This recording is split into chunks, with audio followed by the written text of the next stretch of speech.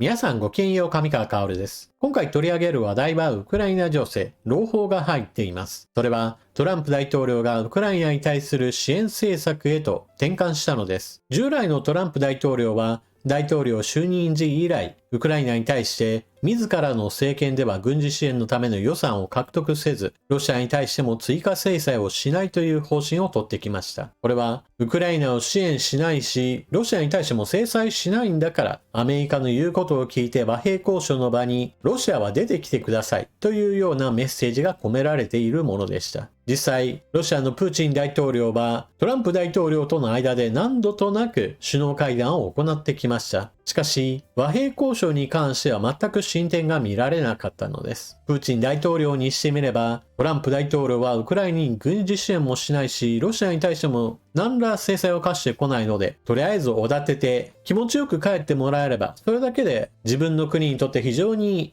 有益な時間を確保することができたのです。そうした意味で外交交渉という意味においては、プーチン大統領の方が残念ながら1枚も2枚も上手でした。しかし、さすがに何度となくいいようにもてあそばれてきたトランプ大統領も、プーチン大統領の手のひらの上で転がされていることをさすがに自覚せざるを得なかったのでしょう。そこで従来の政策を転換してきました。なお、プーチン大統領との会話に関しては、トランプ大統領は毎回気分よく話がうまくまとまってよかったなと思って家に帰っていたそうです。ところが、家に帰ってきてそのことを夫人に話すと、すぐさまおかしな話もあるものねと、テレビではロシア軍が今、ウクライナの街を爆撃していると、ニュースを見たばかりよと返されていたそうです。インターネット上ではこうした会話をトランプ大統領自身が話すことにより、メラニア夫人はウクライナの味方であると称賛する声も上がっています。さて、それではトランプ大統領の政策変更に伴う出来事、まず第一は、ウクライナに対する武器供与を認めました。これは、防空ミサイルシステムパトリオットをヨーロッパ各国がお金を出して購入し、ウクライナに供与することをアメリカとして承認したのです。このことをトランプ大統領はアメリカによる武器供与が実施されたのだと発表しています。今言ったようにアメリカ自身は武器を販売しそのお金を受け取ります。ですから供与とは言っても別に無償供与ではありません。有償供与です。しかしここがトランプ大統領には重要なポイントでした。なぜならばバイデン政権に対する批判の一つとしてアメリカ国民の税金で買った兵器をタダで渡すなんてとんでもないということを言っていたからです。今回はそうした意味においては、しっかりと販売したお金を受け取るんだから、アメリカにとって国益を満たす取引ができたとしています。ヨーロッパで今回特に交渉の先頭に立っていたのはドイツです。防空ミサイルシステムパトリオットは、一つのシステムあたり、日本円で1400から1500億円程度だと言われています。それを今回ドイツは、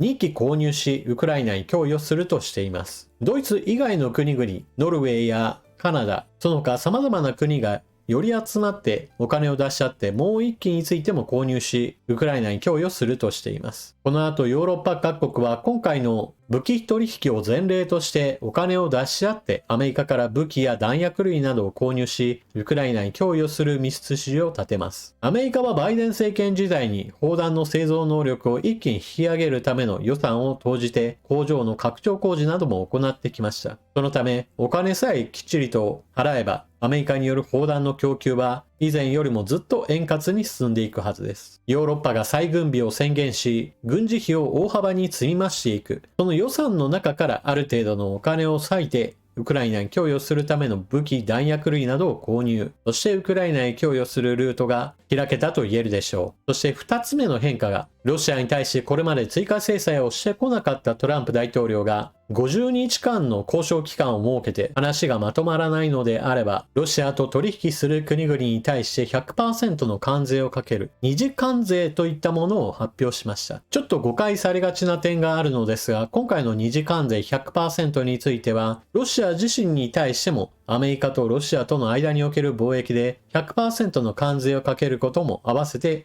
発言されています。ただし、ロシアとアメリカとの間における貿易額はバイデン政権時代にすでに制裁が課せられているため、従来からの取引からすれば10分の1以下にまで減少しており、100% 関税をかけたところで全体の状況にはあまり影響はありません。今回の二次関税 100% で最も大きな影響を受けるのは、ロシアのエネルギー資源を購入している中国とインドとなります。そしてここでももう一つ注意ポイントがあります。報道の中でちょっと抜けているなと思われる言葉が、ロシアに対して課している制裁、これに参加していない国はというような一文です。これ一体何を意味するかというと、現在ヨーロッパにおいては、ロシアに対する制裁としてエネルギー資源に対する上限価格規制を行っています。例えば1バレル65ドルといった規制を課していることから、これ以上高い値段でロシアから石油を買ってはならないという規制がかけられています。このような規制をかけている理由というのは、ロシアは産油国でもあり、天然ガスなども取れますから、これらについて完全に禁輸して世界市場に全くこれらが出てこないようにしてしまうのは、世界市場を大混乱に陥らせてしまいます。石油や天然ガスが凄まじい勢いで高騰する危険性があるわけです。そこで、ロシアにとっても採掘コストといったものがあるわけですから、販売価格の上限を定め、それ以下に抑えるようにすれば、石油や天然ガスが世界市場には出てくるんだけれども、ロシアの収入を大きく損なうことができるはずだという意味で、上限価格規制が行われているのです。この上限価格規制に参加している国で違法な取引をしていないのであれば、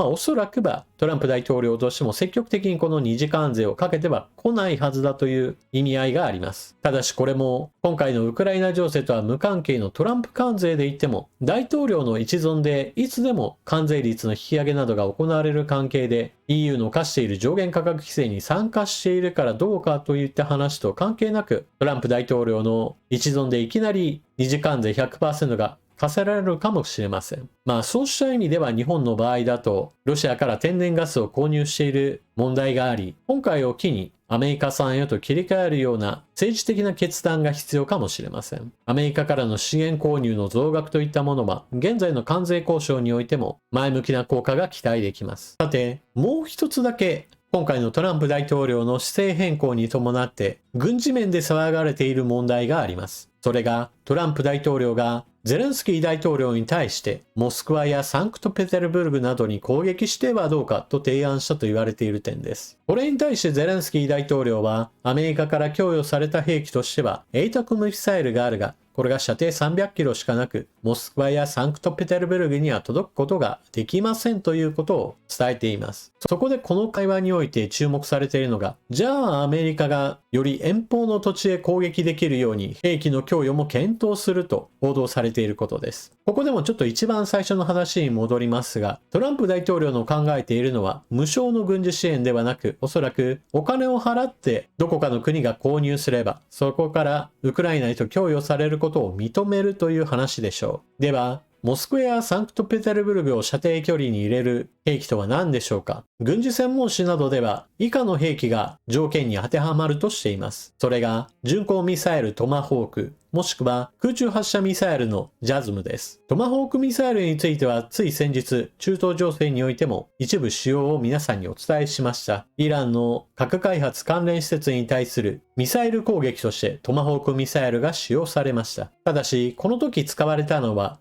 軍艦から発射するタイプのトマホークミサイルでした。射程距離は 1600km 以上。実際にはまっすぐ飛んで 1600km ではなく、いくらかの迂回行動や旋回なども含むため、実際に飛べる距離の限界としては2000数百キロ能力があるとされています。ウクライナに供与する場合であると、地上発射型のトマホークミサイル、タイフォンミサイルがこれに該当するのではないかと言われています。そしてここでもう一つ関連のニュースをご紹介しておきましょう。地上発射型のトマホークミサイルであるタイフォンミサイル、ドイツの購入が決定しています。ドイツは再軍備を宣言して以降、順次戦力の増強に努めることを発表しています。その一環としてタイフォンミサイルも購入が進められていきます。先ほども述べたようにタイフォンミサイルの射程距離は巡航ミサイルトマホークに準じて 1800km 程度の射程距離を持っています。ドイツの東部地域に配備した場合においてモスクワまで届くことができるミサイルです。ですから今回パトリオットミサイルをドイツが購入しウクライナへと供与するのと同じルートでドイツが自国用に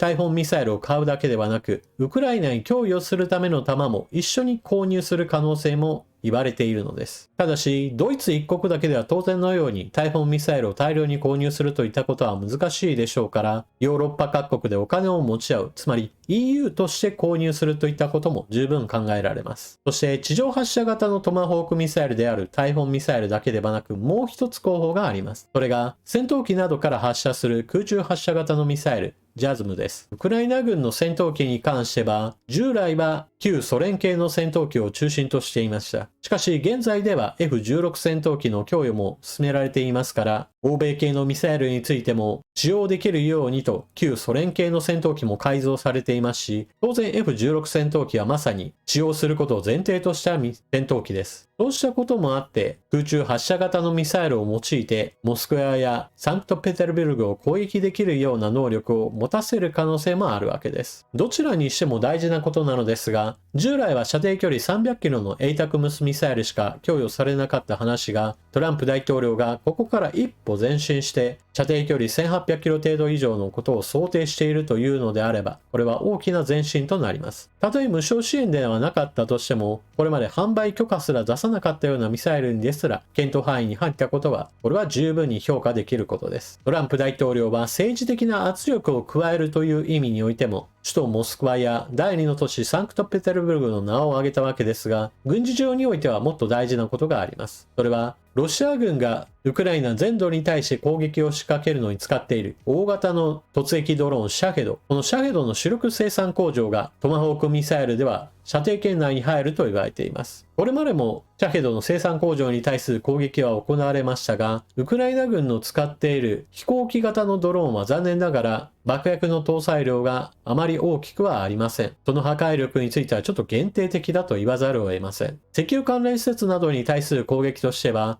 炎症を巻き起こすものとして非常に有効なのですが、生産工場そのものに対する攻撃力としてはちょっと不足しているのです。その点について言えば、トマホークミサイルのような準軍事的な破壊力に優れたミサイルであれば、これをいくらか撃ち込むだけで生産を大幅に遅らせることができるでしょう。より遠方に工場を移転するといったことは、当然ロシア側としては対応できるわけですが、そうすればどんどんと人口過疎地へと工場を移すこととなり、そのための準備期間なども含めると、十分攻撃する成果が見込めます。ここまで話しておいて、一応最後に注意ポイントを言っておきます。これまでトランプ大統領はこのようなロシアに対する制裁を検討するといった話はいくらかもしてきました。しかし実際には何もしてこなかったというのが事実です。それだけに今回50日間の猶予期間を設けたことに対する懸念はあります。50日が経った時にすっかり制裁のことを忘れて何か別の政治課題に向き合っている可能性があります。またそうしたどうせ忘れるだろうぐらいの気持ちで受け止めているロシア側の政治家もいます。メドベージェフ元大統領は今回の一件に関してはっきりと大したことがないと発言しています。アメリカによるチャチな最後通牒のようなものが突きつけられたが、どうせあいつは何にもできないというような話をしています。アメリカ国内でもトランプ大統領はどうせ口だけで何もしないと揶揄する言葉があり、今回もそれに当てはまるのではないかとロシア側の政治家も似たようなことを考えているわけです。この懸念点については妥当なものです。